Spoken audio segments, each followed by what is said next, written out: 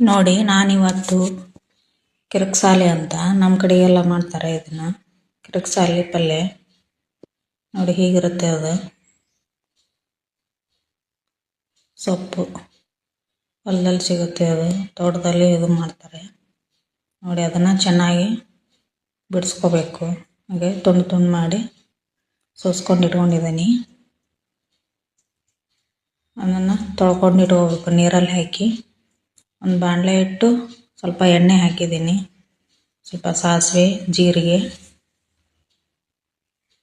ಸ್ವಲ್ಪ ಬೆಳ್ಳುಳ್ಳಿ ಪೇಸ್ಟ್, ಹೆಚ್ಕೊಂಡಿರುವಂಥ ಈರುಳ್ಳಿ ಹಾಕ್ತಾಯಿದ್ದೀನಿ. ಸ್ವಲ್ಪ ಕೆಂಪಗೆ ಉರಿಲಿ, ಚೆನ್ನಾಗಿ ಕೆಂಪಾಗಲಿ. ಸ್ವಲ್ಪ ಅರಿಶಿನ ಪುಡಿ ಹಾಕ್ತೀನಿ, ರುಚಿಗೆ ತಕ್ಕಷ್ಟು ಉಪ್ಪು. ಸ್ವಲ್ಪ ಉಪ್ಪು ನೋಡ್ಕೊಂಡು ಹಾಕಬೇಕು. ಇದು ರೊಟ್ಟಿ ಜೊತೆ ತಿನ್ನೋಕೆ ಚೆನ್ನಾಗಿರುತ್ತೆ. ಸ್ವಲ್ಪ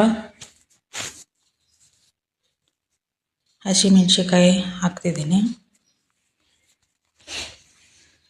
ನೋಡಿ. ಹಸಿಮೆಣ್ಸಿಕಾಯಿ ಹಾಕಿದರೆ ತುಂಬ ಚೆನ್ನಾಗಿ ಬರುತ್ತೆ ಮತ್ತು ಕಲರ್ ಅಂತೂ ಸೂಪರಾಗಿರುತ್ತೆ. ಉಳ್ಳಾಗಡ್ಡಿ ಎಣ್ಣೆಲೆಲ್ಲ ಬೆಂದಿದೆ, ನೀರು ಹಾಕಬಾರ್ದು. ಇವಾಗ ತೊಳೆದಿಟ್ಕೊಂಡಿರುವಂಥ ಎಲ್ಲ ನೀರು ಚೆನ್ನಾಗಿ ಬಸ್ದೋಗಿರ್ಬೇಕು ನೋಡಿ. ಮತ್ತೆ ಡ್ರೈ ಆಗಿರ್ತೈತೆ ಅದು. ಹೊಳ್ಳಿ ಆ ಸೊಪ್ಪನ್ನು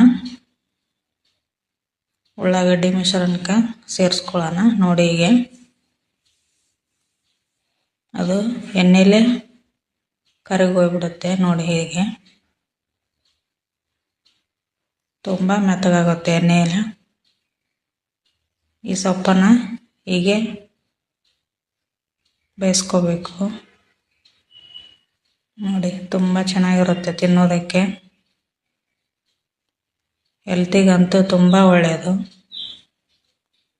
ಈ ಸೊಪ್ಪು ರೊಟ್ಟಿ ಜೊತೆಗೇ ರುಚಿಯಾಗಿರುತ್ತೆ ನೋಡಿ. ಚೆನ್ನಾಗಿ ಬೆಂದಿದೆ ಮತ್ತು ಒಂದು ಪ್ಲೇಟ್ ಇಟ್ಕೊಂಡು ಸರ್ವ್ ಮಾಡಿದ್ದೀನಿ ನೋಡಿ. ಹೀಗೆ ಬರುತ್ತೆ ನೋಡೋದಕ್ಕೆ, ತುಂಬ ಚೆನ್ನಾಗಿರುತ್ತೆ. ತಿನ್ನೋದಕ್ಕಂತೂ ಮಸ್ತಾಗಿರುತ್ತೆ. ನೀವು ಮಾಡಿ ನೋಡಿ. ಕಲರ್ ಹೇಗೆ ಬಂದಿದೆ.